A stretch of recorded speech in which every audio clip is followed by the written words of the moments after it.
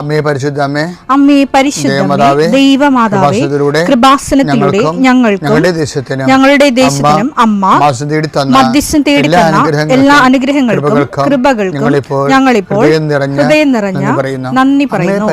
അമ്മേ പരിശുദ്ധമേ, ദൈവമാതാവേ, 2004 ഡിസംബർ 7 ഉച്ചകഴിഞ്ഞ് 2:30 കൃപാസനത്തിൽ സംഭവിച്ച അമ്മയുടെ പ്രത്യക്ഷപ്പെടലിനെ കുറിച്ച് തിരുസഭയ്ക്ക് സമർപ്പിച്ചിരിക്കുന്ന പഠനരേഖകളുടെ സഭാത്മകമായ പഠനം ആരംഭിക്കുവാൻ ഞങ്ങൾ പ്രാർത്ഥിക്കുന്നു. അമ്മേ പരിശുദ്ധമേ, ഭൂസ്വർലോകങ്ങളുടെ രാജ്ഞിയായ അങ്ങേയ്ക്ക് ഭൗമസംരക്ഷണത്തിനായി പ്രപഞ്ചപ്രകൃതിയെ തന്നെ തിരുസഭ പ്രതിഷ്ഠിക്കുവാൻ ഈ പ്രത്യക്ഷീകരണം വഴി ഇടയാക്കണമേ. പരിശുദ്ധമേ, ജപമാല മാതാവേ, സകല കൃപാസനം പ്രാർത്ഥനയോടും ചേർത്ത് ഞങ്ങളിപ്പോൾ പ്രാർത്ഥിക്കുന്ന ഈ കുടുംബത്തിന്റെ പ്രത്യേക നിയോഗം മക്കളെ, അമ്മയുടെ പ്രത്യക്ഷീകരണത്തിന്റെ ഈ അനുഗ്രഹവേളയിൽ ഞങ്ങൾക്ക് സാധിച്ചു തരുവാൻ കനിയണമേ. ആമേൻ. വിശ്വാസ പ്രമാണം. സർവശക്തനായ പിതാവും ആകാശത്തിന്റെയും ഭൂമിയുടെയും സൃഷ്ടാവുമായ ദൈവത്തിൽ ഞാൻ വിശ്വസിക്കുന്നു. അവിടുത്തെ ഏകപുത്രനും ഞങ്ങളുടെ കർത്താവുമായ ഈശോമിശിഹായിലും ഞാൻ വിശ്വസിക്കുന്നു. ഈ പുത്രൻ പരിശുദ്ധാത്മാവിനാൽ ഗർഭസ്ഥനായി കന്യകാമറിയത്തിൽ നിന്ന് പിറന്ന് പൊന്തിയോസ് പിലാത്തോസിന്റെ കാലത്ത് പീഡകൾ സഹിച്ച് കുരിശിൽ തറയ്ക്കപ്പെട്ട് മരിച്ച് അടക്കപ്പെട്ട് പാതാളങ്ങളിൽ ഇറങ്ങി മരിച്ചവരുടെ ഇടയിൽ നിന്ന് 3-ാം നാൾ ഉയർത്ത് സ്വർഗത്തിലേക്ക് എഴുന്നള്ളി സർവശക്തിയുള്ള പിതാവായ ദൈവത്തിന്റെ വലതുഭാഗത്തിരിക്കുന്നു. അവിടെ നിന്ന് ജീവിക്കുന്നവരെയും മരിച്ചവരെയും വിധിക്കുവാൻ വരുമെന്നും ഞാൻ വിശ്വസിക്കുന്നു. പരിശുദ്ധാത്മാവിലും ഞാൻ വിശ്വസിക്കുന്നു. വിശുദ്ധ കത്തോലിക്കാ സഭയിലും പുണ്യവാന്മാരുടെ ഐക്യത്തിലും പാപങ്ങളുടെ മോചനത്തിലും ശരീരത്തിന്റെ ഉയർപ്പിലും നിത്യമായ ജീവിതത്തിലും ഞാൻ വിശ്വസിക്കുന്നു. ആമേൻ. സുഖസ്ഥനായ ഞങ്ങളുടെ പിതാവേ, അങ്ങയുടെ നാമം പൂജിതമാകണമേ. അങ്ങയുടെ രാജ്യം വരണമേ. അങ്ങയുടെ തിരുമനസ് സ്വർഗത്തിലെ പോലെ ഭൂമിയിലും ആകണമേ. അന്നു വേണ്ടുന്ന ആഹാരം ഇന്ന് ഞങ്ങൾക്ക് തരണമേ. ഞങ്ങളോട് തെറ്റ് ചെയ്യുന്നവരോട് ഞങ്ങൾ ക്ഷമിക്കുന്നത് പോലെ ഞങ്ങളുടെ തെറ്റുകൾ ഞങ്ങളോടും ക്ഷമിക്കണമേ. ഞങ്ങളെ പ്രലോഭനത്തിൽ ഉൾപ്പെടുത്തരുതേ, തിന്മയിൽ ഞങ്ങൾ രക്ഷിക്കണമേ. ആമേൻ. നന്മ നിറഞ്ഞ മറിയമേ, സ്വസ്തി. കർത്താവ് അങ്ങയുടെ കൂടെ സ്ത്രീകളിൽ അങ്ങ് അനുഗ്രഹിക്കപ്പെട്ടവളാകുന്നു. അങ്ങയുടെ ഉദരത്തിൻ ഫലമായി ഈശോ അനുഗ്രഹിക്കപ്പെട്ടവനാകുന്നു. പരിശുദ്ധ മറിയമേ, തമ്പുരാന്റെ അമ്മേ, പാപികളായ ഞങ്ങൾക്ക് വേണ്ടി ഇപ്പോഴും ഞങ്ങളുടെ മരണസമയത്തും തമ്പുരാനോട് അപേക്ഷിക്കണമേ. ആമേൻ. കർത്താവേ, നിന്റെ ഉന്നതമായ നാമത്തിന് സ്തോത്രം ചെയ്യുന്നു.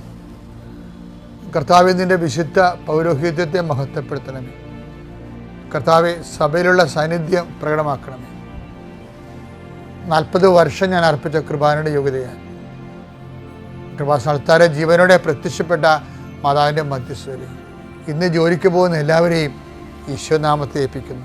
നിങ്ങൾ കണ്ടുമുട്ടുന്ന വ്യക്തികളെ കർത്താവിൻ്റെ നാമത്തിൽ അനുഗ്രഹിക്കപ്പെടുകയും നിങ്ങൾ തമ്മിൽ സംസാരിക്കുന്ന വിഷയങ്ങൾ കർത്താവിൻ്റെ സംരക്ഷണത്തിലായിരിക്കുകയും ചെയ്യട്ടെ. നിങ്ങൾ യാത്ര ചെയ്യുന്ന വാഹനങ്ങളെ കർത്താവ് സംരക്ഷിക്കട്ടെ. യാത്ര തുടങ്ങിയ അവസാനം വരെ നിൻ്റെ ആകുലതകൾ, നിനക്ക് ആകുലത ഉണ്ടാക്കാൻ സാധ്യതയുള്ള വ്യക്തികളെ കർത്താവ് വഴിമാറ്റി വിടുകയും വേസ്റ്റായിട്ടുള്ള ടോക്കുകൾ ഉണ്ടാവാതിരിക്കാൻ കർത്താവ് നിന്നെ ബന്ധിക്കട്ടെ. നിൻ്റെ മനസ്സിനെ ഭരിപ്പിക്കുകയും പ്രയാസപ്പെടുത്തുകയും ഭാരപ്പെടുത്തുകയും ചെയ്യുന്ന വ്യക്തികളെ കണ്ടുമുട്ടാതിരിക്കാനും ആ സിറ്റുവേഷൻ ഒഴിവാകാനും കർത്താവ് നിന്നെ സഹായിക്കട്ടെ. അഥവാ അങ്ങനെയാണെങ്കിൽ ആ സമയത്ത് നീ വിശ്വപ്രമാണം ചൊല്ലിക്കൊണ്ട്, സ്വർഗസ്ഥനായ ചൊല്ലിക്കൊണ്ട് മനസ്സിൽ ഈ ദുരിത സാഹചര്യങ്ങളിൽ നിന്ന് നീ വിടുതൽ പ്രാപിക്കുന്നതിന് വേണ്ടി പരിശുദ്ധ അമ്മ നിനക്ക് വേണ്ടി മധ്യസ്ഥം വഹിക്കട്ടെ. ജോലി യാത്ര, പരീക്ഷയ്ക്കുള്ള യാത്ര, പരീക്ഷാ സമയം കർത്താവ് നിന്നെ അനുഗ്രഹിക്കട്ടെ. ജോലി ഇൻ്റർവ്യൂവിൻ്റെ സമയം കർത്താവ് നിന്നെ അനുഗ്രഹിക്കട്ടെ. നിൻ്റെ നല്ല റിസൾട്ടുകൾ നിനക്ക് വരാൻ ഈ റിസൾട്ട് കാത്തിരിക്കുന്നവരെ കർത്താവ് ആശീർവദിക്കട്ടെ.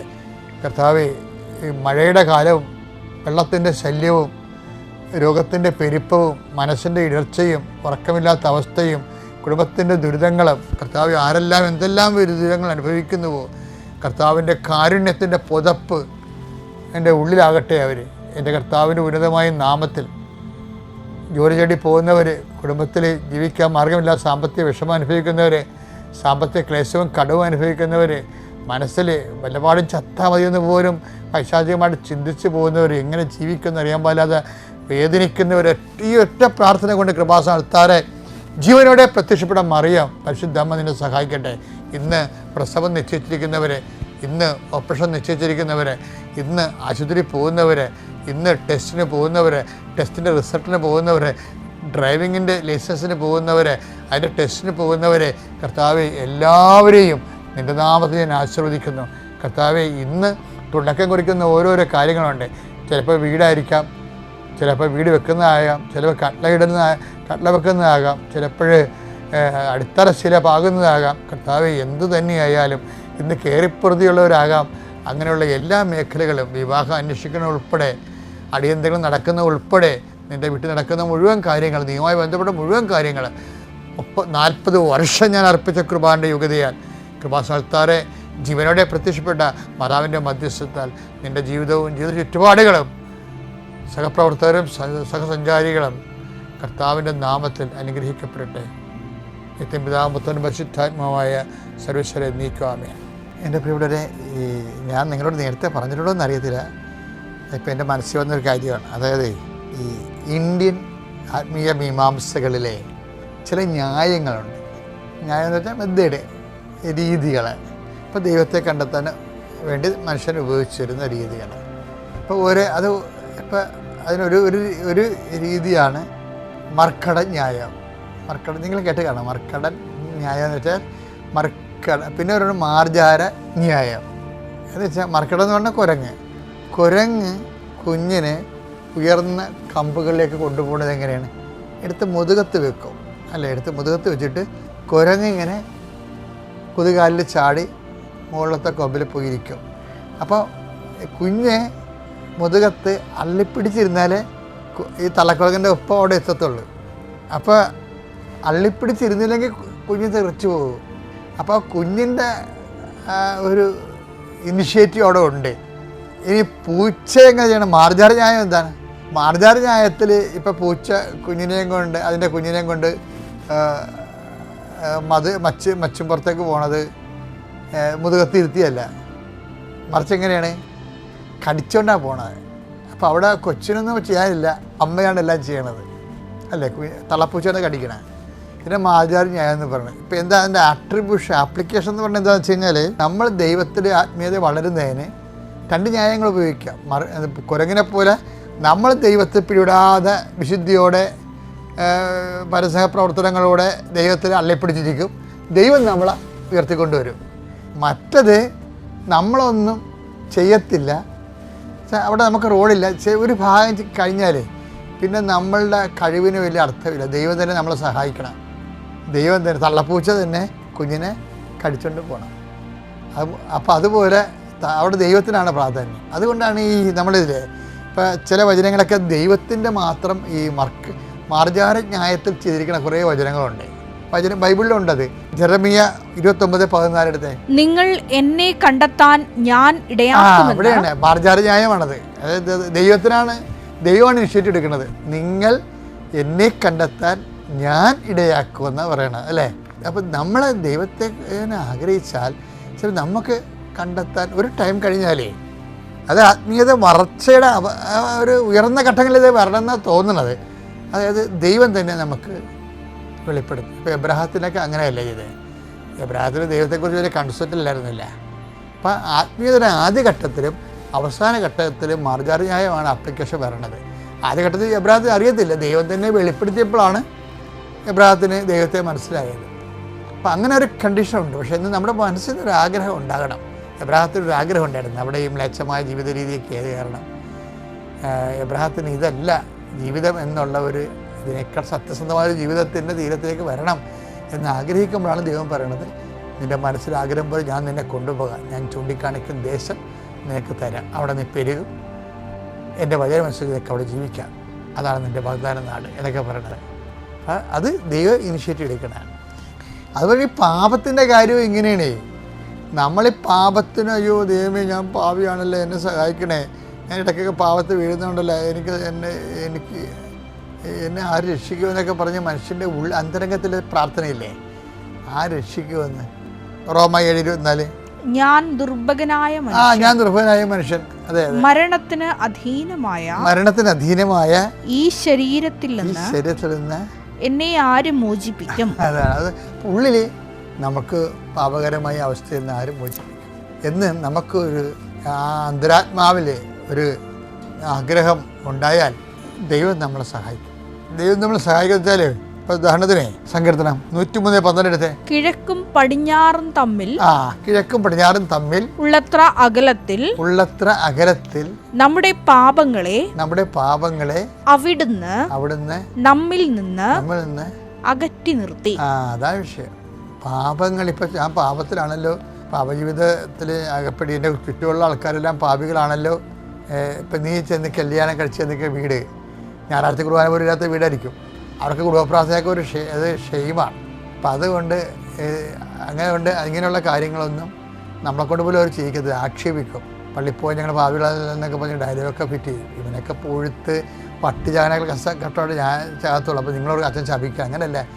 എനിക്ക് 40 വർഷത്തെ ഇടവക ജീവിതവും ഉണ്ട്. ഞാൻ ഇങ്ങനെയുള്ള ഒത്തിരി വെറൈറ്റീസ് കണ്ടിട്ടുണ്ട്.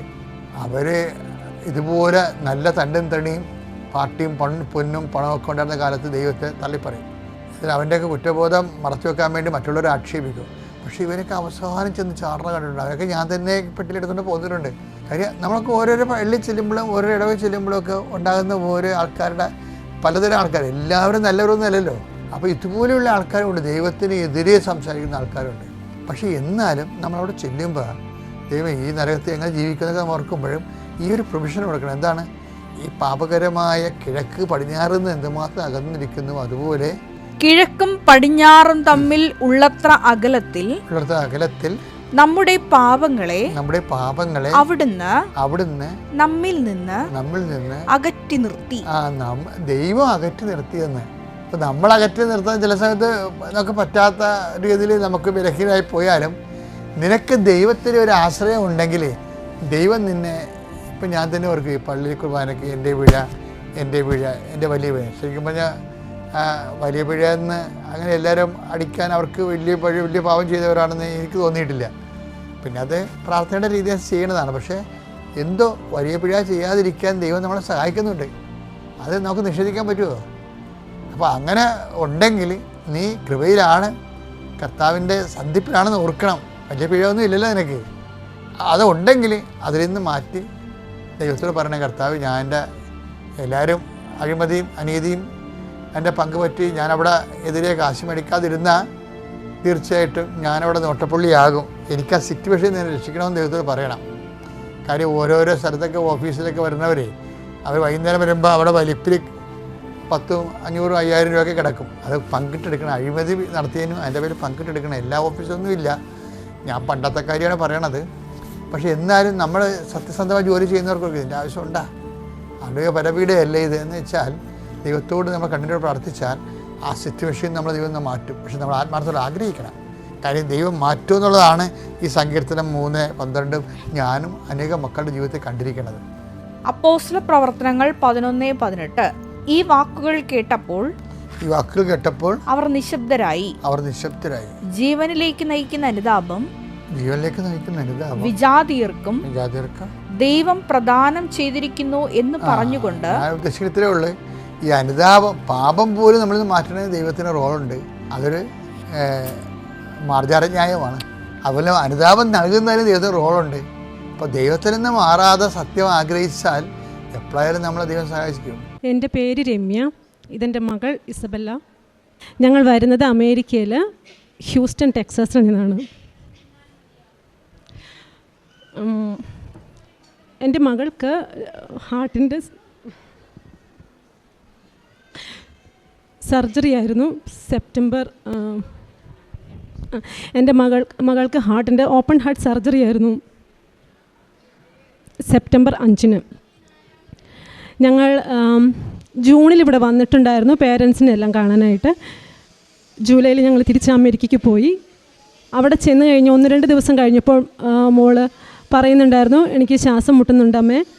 അപ്പോൾ അവൾക്ക് ചെറുപ്പം മുതൽ ഹാർട്ടിൻ്റെ ഒരു പ്രോബ്ലം ഉണ്ടായിരുന്നു. ഡോക്ടർ പറഞ്ഞത് അങ്ങനെ എന്തെങ്കിലും ഒരു സിംറ്റം ഉണ്ടെങ്കിൽ എത്രയും പെട്ടെന്ന് നിങ്ങൾ തിരികെ ഇവിടെ ഹോസ്പിറ്റലിൽ വരണമെന്നായിരുന്നു പറഞ്ഞത്. ഞങ്ങളങ്ങനെ ഓഗസ്റ്റ് അവസാനമായപ്പോഴത്തേനും ഞങ്ങൾ നാട്ടിൽ വന്നു. ഡോക്ടർ അപ്പോയിൻമെൻറ്റ് തന്നു സർജറിക്ക് 5-ാം തീയതി. സെപ്റ്റംബർ 5 ഞങ്ങൾക്ക് ഡേറ്റ് തന്നു. ഞങ്ങൾ 3 പെൺകുട്ടികളാണ് വീട്ടിൽ. എൻ്റെ മൂത്ത ചേച്ചിയുടെ ഭർത്താവ് ഒത്തിരി വിശ്വാസത്തിൽ ജീവിക്കുന്ന വ്യക്തിയാണ്. എന്നോട് പറഞ്ഞു, രമ്യ, നീ കൊച്ചിന് സർജറിക്ക് പോകുന്നതിന് മുന്നേ കൃപാസനത്തിൽ വന്ന് അമ്മയുടെ അടുത്ത് ഉടമ്പടി എടുക്കണമെന്ന്. എനിക്ക് വലിയ താല്പര്യമൊന്നും ഉണ്ടായിരുന്നില്ല വരാനായിട്ട്. പക്ഷെ കൂടുതൽ നിർബന്ധിച്ചപ്പം ഞാൻ വന്നു, എൻ്റെ മോളെയും കൂട്ടി വന്നു. പക്ഷെ ഇവിടെ വന്നു കഴിഞ്ഞപ്പോൾ ഉടമ്പടിക്ക് 3 മണിക്കൂർ ഇരിക്കണമെന്ന് പറഞ്ഞു. ഭയങ്കര ആൾക്കൂട്ടവും തിരക്കും, എനിക്കെന്തോ ശ്വാസം മുട്ടുന്ന പോലെയൊക്കെ തോന്നി. പിന്നെ മോള് പറഞ്ഞു, മമ്മി എനിക്കിവിടെ ഇരിക്കാൻ പറ്റുന്നില്ല, എനിക്ക് ബ്രീത്ത് ചെയ്യാൻ പറ്റുന്നില്ല എന്ന്. അപ്പോൾ ഞാൻ എന്ത് വിചാരിച്ചു, അവൾ പറഞ്ഞല്ലോ, എൻ്റെ കുറ്റമല്ല, നമുക്ക് തിരിച്ചു പോയേക്കാം എന്ന് പറഞ്ഞ് ഞങ്ങൾ തിരിച്ചു പോയി. അങ്ങനെ പിറ്റേ ദിവസം ചെന്നൈയിലേക്ക് പോയി. ചെന്നൈയിലാണ് സർജറി നടന്നത്. അങ്ങനെ വെള്ളിയാഴ്ച ഞങ്ങൾ ചെന്നൈയിലേക്ക് തിരിച്ചു പോയി. തിങ്കളാഴ്ച സെപ്റ്റംബർ 5 തിങ്കളാഴ്ച കുഞ്ഞിനെ സർജറിക്ക് കയറ്റി. അന്ന് രാത്രി സർജറി കഴിഞ്ഞതിന് ശേഷം ഡോക്ടർ ഞങ്ങളെ വിളിച്ചിട്ട് പറഞ്ഞു, സർജറി എല്ലാം 100% സക്സസ് ആയിരുന്നു, കുഴപ്പമൊന്നുമില്ല, മോള് സെഡേഷനിലാണ്, ഉണരുമ്പോൾ വിളിക്കാമെന്ന് പറഞ്ഞു. അങ്ങനെ അന്ന് രാത്രി മോൾ കണ്ണു തുറന്നു, മോൾക്ക് എന്നെ കാണണമെന്ന് പറഞ്ഞു, എന്നെ വിളിച്ചു. അങ്ങനെ ഞാൻ പോയി മോളെ കണ്ടു. ഞങ്ങൾ കുറച്ച് നേരം സംസാരിച്ചു. എനിക്ക് സന്തോഷമായി. ഞങ്ങൾ തിരിച്ച് വീണ്ടും ഞാനും എൻ്റെ ഹസ്ബൻഡും കൂടി തിരിച്ച് റൂമിലോട്ട് വന്നു. അത് കഴിഞ്ഞ് പിറ്റേ ദിവസം വൈകുന്നേരമൊക്കെ ആയപ്പോഴത്തേനും മോള് ഞങ്ങളെ തിരിച്ചറിയുന്നില്ല, ഡിസോറിയൻറ്റഡാ, കൺഫ്യൂസ്ഡാ. അപ്പോൾ എൻ്റെ ഹസ്ബൻഡ് എന്നോട് പറഞ്ഞു, രമ്യ, മോൾക്ക് എന്തൊക്കെയോ മാറ്റങ്ങളുണ്ട്, നീ ശ്രദ്ധിച്ചോ? ഞാൻ പറഞ്ഞില്ല ഷാൻഡു, അതൊക്കെ മാറിക്കോളും, അതൊക്കെ ഈ മരുന്നിൻ്റെയാ, വിഷമിക്കേണ്ട, അതൊക്കെ മാറിക്കോളും. പക്ഷേ 1-2 ദിവസം കഴിഞ്ഞപ്പോഴത്തേനും ഡോക്ടേഴ്സ് പറഞ്ഞു, ഇസബെല്ല കൺഫ്യൂസ്ഡ് ആണ്, ഡിസോറിയൻറ്റഡ് ആണ്, എന്തുകൊണ്ടാണ് ഇങ്ങനെ സംഭവിക്കണമെന്ന് ഞങ്ങൾക്കറിയില്ല. അവളുടെ എല്ലാ സിസ്റ്റവും നന്നായിട്ട് ഫങ്ഷൻ ചെയ്യുന്നുണ്ട്, വെൽ ഫങ്ഷൻഡ് ആണ്. അവൾക്ക് ഓപ്പറേഷൻ ചെയ്ത ഏരിയ 100% സക്സസ് ആണ്, ഒരു കുഴപ്പമില്ല, അത് വളരെ നന്നായിട്ട് ഫങ്ഷൻ ചെയ്യുന്നു. എല്ലാ ചെക്കപ്പും കഴിഞ്ഞു. എന്താണ് പ്രോബ്ലം, കൊച്ച് എന്തുകൊണ്ടാണ് ഇങ്ങനെ ഡിസോറിയൻറ്റഡ് ആവുന്നത്? കൺഫ്യൂസ്ഡ്, കൈയും കാലെല്ലാം വിട്ട് അടിക്കുന്നു, ഭയങ്കര അഗ്രസീവ്, ആർക്കും ഒന്നും കണ്ടുപിടിക്കാൻ പറ്റുന്നില്ല. ഡോക്ടേഴ്സ് പറഞ്ഞു, നിങ്ങൾ പ്രാർത്ഥിക്കുക, ഞങ്ങൾക്കൊന്നും ചെയ്യാനില്ല. അപ്പം ഞാൻ തകർന്നു. എനിക്ക് മനസ്സിലായി, എല്ലാം കൈവിട്ടു. ഞാൻ എൻ്റെ അമ്മേനെ വിളിച്ചു പറഞ്ഞു. അമ്മ പറഞ്ഞു, മോളെ, നീ കൃപാസന മാതാവിൻ്റെ പ്രാർത്ഥന ചെല്ല്, നീ ജോസഫ് അച്ഛൻ്റെ ഉടമ്പടി ധ്യാനം, ചൊവ്വാഴ്ചകളിലെ ധ്യാനം നീ കേൾക്ക്, ജപമാല എത്തിച്ച് നീ പ്രാർത്ഥിക്കുക, സാക്ഷ്യങ്ങൾ കേൾക്ക്, സാക്ഷ്യങ്ങൾ കേൾക്കുമ്പം അത്ഭുതങ്ങൾ സംഭവിക്കും, നീ പ്രാർത്ഥിക്കും മോളെ. ഞാൻ പ്രാർത്ഥിച്ചു കൊണ്ടിരുന്നു. എൻ്റെ ചേട്ടൻ, എൻ്റെ ചേച്ചിയുടെ ഭർത്താവ് കണ്ടിന്യൂസ് ആയിട്ട് വിളിച്ചുകൊണ്ടിരിക്കുക. അവർ UK-ലാണ്. രമ്യ, നീ പോയി ഉടമ്പടി എടുക്കുക, നീ ഉടമ്പടി എടുക്കുക, കുഞ്ഞിന് അത്ഭുതം സംഭവിക്കും. പക്ഷേ എൻ്റെ ഭർത്താവും എൻ്റെ രണ്ടാമത്തെ ചേച്ചിയും എൻ്റെ കൂടെ ഉണ്ടായിരുന്നു. അവർ പറഞ്ഞു, അതിൻ്റെ ആവശ്യമില്ല, മാതാവ് എവിടെ ഇരുന്ന് പ്രാർത്ഥിച്ചാലും കേൾക്കുമല്ലോ. ഇപ്പം ഈ രോഗാവസ്ഥയിൽ ICU കിടക്കണ നിൻ്റെ കുഞ്ഞിനെ ഇട്ടിട്ട് എന്തിനാണ് നീ ഇപ്പം അവിടേക്ക് പോകുന്നത്? കുഞ്ഞിനിപ്പം നിന്നെയാണ് ആവശ്യം. അങ്ങനെ ഞായറാഴ്ച ഡോക്ടർ ഞങ്ങളെ വിളിച്ചിട്ട് പറഞ്ഞു, കുഞ്ഞിനെ റീവെൻറ്റിലേറ്റ് ചെയ്യണം, കാരണം അവൾ ഭയങ്കരമായിട്ട് കൈയും കാലിട്ട് അടിക്കുന്നു. ഓപ്പറേഷൻ ഹൃദയത്തെ ഇവിടെ സെൻറ്ററിൽ കൂടെ നടത്തിയത്, അതുകൊണ്ട് സ്റ്റിച്ചസിൻ്റെ കാര്യത്തിൽ അവർക്ക് പേടിയുണ്ട്. കൈയും കാലിട്ട് അടിച്ച് കഴിയുമ്പോഴത്തേനും സ്റ്റിച്ച് വീണ്ടും പൊട്ടി, പിന്നെ അത് വീണ്ടും കോംപ്ലിക്കേഷനിലോട്ട് പോകും. അതുകൊണ്ട് ഞങ്ങൾ അവളെ റീവെൻറ്റിലേറ്റ് ചെയ്യുവാണെന്ന് പറഞ്ഞു. ഞാനും എൻ്റെ ഭർത്താവും കംപ്ലീറ്റ് ആയിട്ടും തകർന്നു. ഞങ്ങളങ്ങനെ തിരികെ ഞങ്ങളുടെ കസിൻ്റെ വീട്ടിലാണ് ചെന്നൈയിൽ ഞങ്ങൾ നിന്നത്. അവിടേക്ക് പോന്നു. ദിവസത്തിൽ 2 പ്രാവശ്യം കുഞ്ഞിനെ കാണാൻ സമ്മതിക്കുകയുള്ളൂ, രാവിലെ 10 മണിക്കും വൈകുന്നേരം 4 മണിക്കും. അതിൻ്റെ ഇടയ്ക്ക് നമ്മളെ അവിടെ ഇരുത്താൻ അവർ സമ്മതിക്കില്ല. അങ്ങനെ ഞാൻ ഞങ്ങളുടെ കസിൻ്റെ വീട്ടിലോട്ട് പോന്നു. ചേച്ചിയുടെ ഭർത്താവ് വിളിച്ചിട്ട് പറഞ്ഞു, രമ്യയെ, നീ ഉടമ്പടി എടുക്കാൻ നീ ഇപ്പം പോയില്ലെങ്കിൽ ഞാൻ വന്ന് കൊച്ചിന് വേണ്ടി ഉടമ്പടി എടുക്കുമെന്ന് പറഞ്ഞു. അപ്പോൾ എൻ്റെ മനസ്സിലോട്ടൊരു ചിന്ത വന്നു, എനിക്ക് ഇത്ര ആരോഗ്യം ദൈവം തന്നിട്ടുണ്ട്, എൻ്റെ കുഞ്ഞിന് വേണ്ടിയിട്ട് ഞാൻ ചെയ്തില്ലെങ്കിൽ പിന്നെ ആര് ചെയ്യും? ഞാനല്ലേ ആദ്യം ചെയ്യേണ്ടത്. ഞാൻ എൻ്റെ ഭർത്താവിനോട് പറഞ്ഞു, എനിക്കൊരു ടിക്കറ്റ് എടുത്ത് തരും കേരളത്തിലേക്ക്, എനിക്ക് നാളെ തന്നെ പോയി ഉടമ്പടി എടുക്കണം. എൻ്റെ ഭർത്താവ് പറഞ്ഞു, രമ്യയെ, ഇഷ്ടപ്പെട്ടില്ല ഞാൻ പറഞ്ഞത്, നീ ഇവിടെ നിൽക്കണം, ഇപ്പം നീ ഇവിടെയാണ് നിൽക്കേണ്ടത്. എൻ്റെ ചേച്ചി പറഞ്ഞു, രമ്യ, നീ അവനെ വിഷമിപ്പിക്കല്ലേ, അവന് ഒത്തിരി സ്ട്രെസ് ഉണ്ട്, നീ ഇപ്പോൾ പോവരുത്, എവിടെ ഇരുന്ന് പ്രാർത്ഥിച്ചാലും മാതാവ് കേൾക്കും. ഞാൻ പറഞ്ഞു, പറ്റില്ല, എനിക്ക് എന്താണെങ്കിലും ടിക്കറ്റ് എടുത്ത് തരണം. അങ്ങനെ ഞാൻ ഞായറാഴ്ച രാത്രി ഞാൻ അവിടുന്ന് ഫ്ലൈറ്റിന് കൊച്ചിയിൽ വന്നിറങ്ങി. ഞാൻ ഫ്ലൈറ്റിലായിരിക്കുമ്പോൾ തന്നെ കൊച്ചിനെ റീവെൻറ്റിലേറ്റ് ചെയ്തു. ഞാൻ എങ്ങനെയാണ് എത്തിയതെന്നൊന്നും എനിക്കറിയില്ല. എയർപോർട്ടിൽ ഞാൻ അത്രയും അപ്സെറ്റായിരുന്നു, വേദനയോട് കൂടിയാണ് ഞാൻ പോയത്. എയർപോർട്ടിൽ വെച്ച് ഭർത്താവിനോട് ഞാൻ പറഞ്ഞു, തിരിച്ചു വരുമ്പം ഇതിനുള്ള മറുപടിയായിട്ടാണ് ഞാൻ വരുള്ളൂ, വിഷമിക്കാതിരിക്കുക, ഞാൻ മാതാവിൻ്റെ അടുത്ത് പ്രാർത്ഥിക്കാനാണ് പോകുന്നത്. അങ്ങനെ ഞായറാഴ്ച ഞാൻ രാത്രി ഇവിടെ എത്തി. തിങ്കളാഴ്ച രാവിലെ എൻ്റെ ഭർത്താവിൻ്റെ ചേട്ടൻ്റെ കൂടെ ഞാൻ അങ്ങനെ കൃപാസനത്തിൽ ഇവിടെ വന്നു. ഞാൻ വന്നു, ഉടമ്പടി എടുത്തു. ഉടമ്പടിയിൽ ഞാൻ ഒരു വാക്ക് പോലും വിടാതെ ഞാൻ ശ്രദ്ധിച്ച് കേട്ടുകൊണ്ടിരുന്നു. കാരണം എനിക്കത് അണുവിടാതെ പാലിക്കണം. എൻ്റെ കുഞ്ഞിന് രോഗസൗഖ്യം കിട്ടണം, കർത്താവിൻ്റെ നാമം മഹത്വപ്പെടണം എൻ്റെ മകളിലൂടെ. അങ്ങനെ ഉടമ്പടിയുടെ ക്ലാസ് എല്ലാം കഴിഞ്ഞ് ഉടമ്പടി ലൈന് വേണ്ടിയിട്ട് മുൻവശത്ത് മാതാവിൻ്റെ അവിടെ നിൽക്കുവാണ്. ആ ലൈനിൽ നിൽക്കുവാണ് ഞാൻ. ഉടമ്പടിക്ക് വേണ്ടി ഉടമ്പടിയുടെ ക്ലാസ് കഴിഞ്ഞിട്ട് ഞാൻ ലൈനിൽ നിൽക്കുവാണ് അവിടെ. അപ്പോൾ ഞാൻ എൻ്റെ ഫോൺ വെറുതെ ഞാൻ ചെക്ക് ചെയ്തു. അപ്പോൾ അതിലൊരു മെസ്സേജ് കിടക്കുന്നു എൻ്റെ ഭർത്താവിൻ്റെ. ഞാൻ പേടിച്ചു പോയി. ദൈവമേ, ഇനി അടുത്തത് എന്തായിരിക്കും മാതാവേ? അത് വേറെ ഒന്നും ആയിരുന്നില്ല, ഇങ്ങനെയായിരുന്നു മെസ്സേജ്. രമ്യയെ, നമ്മുടെ മോളെ കണ്ണ് തുറന്നു, എന്നെ നോക്കി, ഡാഡിയാണെന്ന് പറഞ്ഞപ്പോൾ അവൾ എന്നെ കണ്ണിലോട്ട് നോക്കി, എൻ്റെ കയ്യിൽ മുറുക്കി പിടിച്ചു, കാലനക്കി, കൈയനക്കി. പറയുന്ന കമാൻഡ്മെൻറ്റ്സ് എല്ലാം അവൾ ഫോളോ ചെയ്യുന്നു. അത്രയും ദിവസം ഉത്തരം കിട്ടാത്ത ഒരു ചോദ്യത്തിന് ഞങ്ങൾക്ക് ഉത്തരം കിട്ടി. ഞാൻ അവിടെ വന്ന് ഉടമ്പടി എടുത്തതേ ഉള്ളൂ. അപ്പോഴത്തേക്കും മാതാവ് എൻ്റെ പ്രാർത്ഥന കേട്ടു. മാതാവിനോട് ഞാൻ ഇങ്ങനെയാണ് ഞാൻ പ്രാർത്ഥിച്ചത്: അമ്മ മാതാവേ, അമ്മയുടെ മകൻ കുരിശേ കിടന്ന് മരിച്ചപ്പോൾ അമ്മ ചിന്തിയ വേദനയോടുകൂടി, അമ്മ അനുഭവിച്ച വേദനയോടുകൂടി എൻ്റെ വേദനയും കൂടി ചേർത്ത് നിൻ്റെ മകനോട് എനിക്ക് വേണ്ടി, എൻ്റെ മകൾക്ക് വേണ്ടി നീ പ്രാർത്ഥിക്കണം കേട്ടോ. ഞാൻ ഇങ്ങനെയാണ് പ്രാർത്ഥിച്ചത്. പക്ഷെ അമ്മ എനിക്ക് അപ്പം തന്നെ മറുപടി തന്നു. എൻ്റെ മോൾ കണ്ണു തുറന്നു. അങ്ങനെ ഞാൻ തിരിച്ച് ചെന്നൈക്ക് പോയി. രാത്രിയാണ് ഞാൻ ചെന്നത്. പിറ്റേ ദിവസം ഞാൻ മോളെ കാണാനായിട്ട് ഞാൻ പോവുകയാണ്, ICUലേക്ക് കയറുവാണ്. അപ്പോൾ എനിക്ക് ഉടമ്പടി തൈലം കയ്യിൽ കൊണ്ടുപോകണമെന്ന് ഭയങ്കര ആഗ്രഹമുണ്ടായിരുന്നു. ഞാൻ ഉടമ്പടി തൈലം ഇങ്ങനെ ബാഗിൽ നിന്ന് പുറത്തേക്ക് ഇറക്കിയപ്പോഴത്തേനും സെക്യൂരിറ്റി എന്നോട് പറഞ്ഞു, സാരല്ല മോളെ, നീ കൂടെ കരുതിക്കോ. എനിക്ക് അപ്പോൾ ഉണ്ടായ സന്തോഷം പറഞ്ഞറിയിക്കാൻ പറ്റുകയില്ല. ഞാൻ ഉടമ്പടി തൈലവുമായിട്ട് ഞാൻ ICUവിൻ്റെ ഉള്ളിലോട്ട് കയറിയപ്പോൾ കൃപാസനം മാതാവ് എൻ്റെ കൂടെ നടന്നു വരുന്നതുപോലെ എനിക്ക് തോന്നി. ഞാൻ ഒറ്റയ്ക്കല്ല നടക്കുന്നത്, മാതാവ് എൻ്റെ കൂടെ നടക്കുന്നു. ഒരാളും കൂടി മാതാവ് എൻ്റെ കൂടെ നടക്കുന്നു ICUവിലേക്ക്. ഇതാണ് എനിക്ക് ഫീൽ ചെയ്തത്. ഞാൻ ICUവിൻ്റെ ഉള്ളിൽ കയറി, ഞാൻ വിശ്വാസ പ്രമാണം ചൊല്ലി തൈലം കൊച്ചിൻ്റെ നെറ്റിയിൽ പൂശി. മോളോട് ഞാൻ പറഞ്ഞു, മോളെ നീ വിശ്വാസ പ്രമാണം മനസ്സിൽ ചെല്ല്. അവൾ അപ്പോഴും വെൻറ്റിലേറ്ററിൽ തന്നെയാണ്. പക്ഷേ അവൾ വർത്താനം പറയുന്നുണ്ട്. സൗണ്ട് വളരെ നാരോയായിട്ട് കേൾക്കാൻ പറ്റുള്ളൂ, എന്നാലും നമുക്ക് മനസ്സിലാക്കാൻ പറ്റും. അവൾ ഭയങ്കര ഹാപ്പിയാണ്.